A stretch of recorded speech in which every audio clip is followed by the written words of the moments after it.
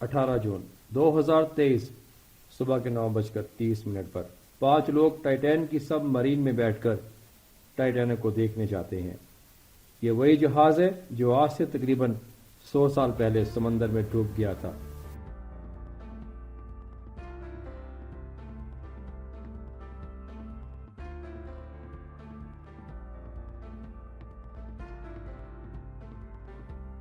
ये एक बहुत ही महंगा एडवेंचर था। इस सबमरीन में बैठे एक एक शख्स ने तकरीबन $2.5 लाख से ज्यादा खर्च किए हैं, जो पाकिस्तानी रुपयों में तकरीबन 7 करोड़ रुपए बनते हैं। इन चंद घंटों के लिए ये ट्रिप इसलिए इतनी महंगी है क्योंकि जहाज का मलबा समंदर के बहुत नीचे तकरीबन 3810 मीटर की गहराई में पड़ा हुआ है। यह सबमरीन पानी के नीचे जाने का सफर शुरू करती है। इसको तकरीबन 2 घंटे का वक्त लगेगा टाइटैनिक तक पहुंचने के लिए। हर 15 मिनट बाद ये एक सिग्नल समंदर के ऊपर खड़े हुए जहाज पोलार प्रिंस को भेजती है। यही इसका मेन कम्युनिकेशन का जरिया था। इस दिन इस सबमरीन को पानी के अंदर 1 घंटा और 45 मिनट हुए थे कि अचानक सबमरीन का ऊपर जहाज से राब्ता मुनक़ता हो जाता है। 4:30 पर वो टाइम था जब इस सबमरीन को अपना सफर खत्म करके ऊपर आ जाना चाहिए था, लेकिन इसके बारे में कोई खबर नहीं मिलती। 7:30 पर पोलार प्रिंस के जहाज की टीम डिसाइड करती है कि यूएस कोस्ट गार्ड को इन्फॉर्म किया जाए और यहीं से स्टार्ट होता है एक 4 दिन का सर्च ऑपरेशन, जिसमें हवाई जहाज और रोबोटिक्स का भी इस्तेमाल किया जाता है। हर एक के दिमाग में बस एक ही सवाल था कि आखिर इनके साथ क्या हुआ। तो आइए जानते हैं इस वीडियो में। जी हाँ, टाइटैन जहां गुम हुई ये जगह अटलांटिक ओशन कनाडा के करीब वाक़या है, कैनेडियन आइलैंड से 600 किलोमीटर दूर। इसी जगह पर टाइटैनिक का मलबा भी मिलेगा जो 2 हिस्सों में टूटकर गर्क हो गया था। इस पूरे ऑपरेशन को चलाया जा रहा था एक ओशन गेट नाम की कंपनी से, जिसके सीईओ अस्टाकन रश थे, जिन्होंने 2009 में ओशन गेट कंपनी बनाई थी।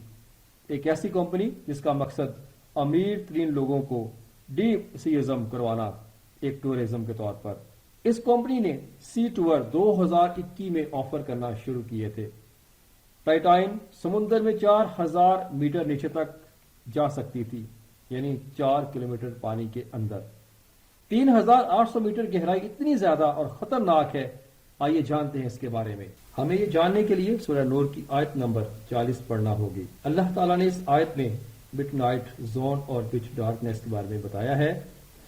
यह जैसे एक गहरे समंदर में अंधेरा हो, मौजों के ऊपर मौजें उठ रही हो, ऊपर से गहरे स्याह बादल छाए हुए हो, ऊपर तले बहुत से अंधेरे हो, और अगर कोई अपना हाथ निकाले तो वो इसको भी ना देख पाए। इस वक्त कुरान मजीद में किसने डिक्लेयर किया, समंदर में मौजों के ऊपर मौजें होती हैं और ये गहरे बादलों की तरह हर चीज को ढांप लेती हैं, और ये एक ऐसा अंधेरा तख्लीक करती हैं जिसमें एक हाथ दूसरे को शिनाख्त नहीं कर सकता।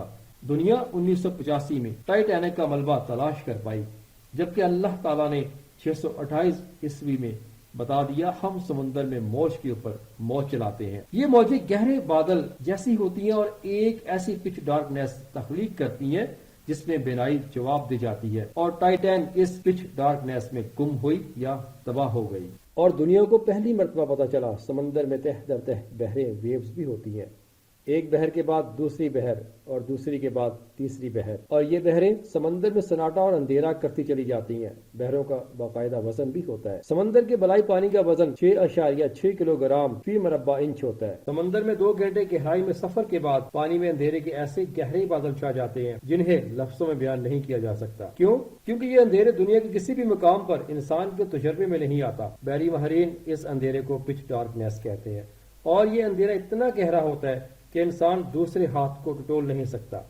इस गहराई में दबाव और अंधेरे के बाद सर्दी और कम्युनिकेशन का अजाब भी नाज़िल होता है। पिच डार्कनेस की सर्दी नाकाबिले बर्दाश्त हो जाती है। वहां पहुंचकर दुनिया के तमाम जीपीएस सिस्टम भी जवाब दे जाते हैं। क्यों? वजह आज तक मालूम नहीं हो सकी। साइंसदान इस मकाम को मिडनाइट जोन भी कहते हैं। 130 फीट समंदर में वो गहराई है जहां पर स्कूबा डाइवर जा सकते हैं। 656 फीट के बाद वो जोन शुरू होता है जहां पर इतनी रोशनी नहीं पहुंचती। 2600 फीट नीचे वो जगह है जहां पर बड़े बड़े جائنٹ اسکوٹ سوئمنگ کرتے ہیں۔ 3280 فٹ کے بعد وہ مڈ نائٹ زون شروع ہوتا ہے جس سے نیچے سورج کی روشنی نہیں پہنچ پاتی، ہر طرف ڈارکنیس ہی ڈارکنیس ہوتی ہے۔ اس سے نیچے اور نیچے 12,000 فٹ وہ جگہ ہے جہاں پر ٹائٹینک کا ملبہ موجود ہے۔ سب مرین کچھ زیادہ بڑی نہیں تھی، اس میں 5 لوگوں کے بیٹھنے کی جگہ تھی اور اس کے اندر 5 لوگ ہی بیٹھے ہوئے تھے۔ شہزادہ داؤد پاکستان کے امیر ترین بزنس مین حسین داؤد کے صاحبزادے ہیں۔ یہ اپنے 19 سالہ بیٹے سلمان کے ساتھ 18 جون 2023 کو ٹائٹینک کا ملبہ دیکھنے کے لیے ٹائٹین آبدوز کے ذریعے سمندر میں اترے اور پھر باہر نہیں آ سکے۔ 3 مسافر اور 2 عملے کے لوگ برطانوی ارب پتی ہمیش ہارڈنگ اوشن گیٹ 2021 سے ارب پتیوں کو سمندر کی تہہ میں 3300 میٹر نیچے ٹائٹینک کے ملبے کی سیر کرا رہی تھی۔ ٹائٹینک 1912 میں دنیا کا سب سے بڑا اور جدید بحری جہاز تھا۔ یہ جہاز اپنے پہلے سفر کے دوران ہی نیو فاؤنڈ لینڈ سے 400 ناٹیکل میل دور برف کے پہاڑ سے ٹکرا کر تباہ ہو گیا اور اس کا ملبہ 3500 میٹر گہرائی میں ڈوب گیا۔ جہاز پر 2000 مسافر سوار تھے، ان میں سے 1500 اپنی جان سے گئے۔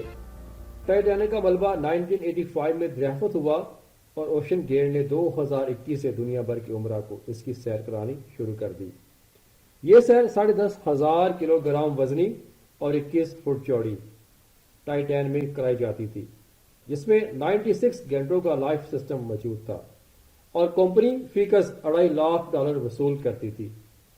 آبدوز سمندر میں 13,100 فٹ گہرائی میں جا سکتی تھی۔ شہزادہ داؤد اور سلیمان داؤد 18 جون کو بحری جہاز پولر پرنس کے ذریعے ٹائٹین میں سوار ہوئے اور آبدوز پانی میں اتر گئی۔ 1 گھنٹہ 45 منٹ بعد سب مرین کا کنٹرول روم سے رابطہ ٹوٹ گیا۔ اگلے دن یو ایس اور کینیڈین شپ اور پلین نے پورے ایریا میں ایک پراپر آپریشن سٹارٹ کر دیا۔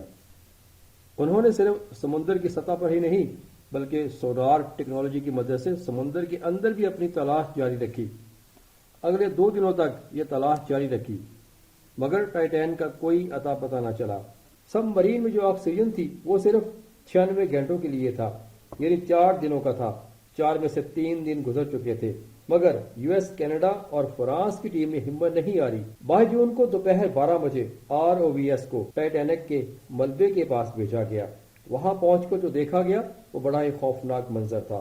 ROVS جو ٹائٹینک کے ملبے کے پاس پہنچ چکی تھی، اس نے ٹائٹین کی دم کا حصہ ٹائٹینک سے 1600 فٹ دور پڑا ہوا دیکھا۔ اس کا صرف ایک ہی مطلب ہے کہ ٹائٹین پانی کا پریشر برداشت نہ کر سکی اور سمندر کی گہرائیوں میں ہی پھٹ گئی۔ اس خبر نے پوری دنیا میں ہلچل مچا دی۔ اوشن گیٹ کی سیفٹی پر کئی سوال اٹھائے گئے۔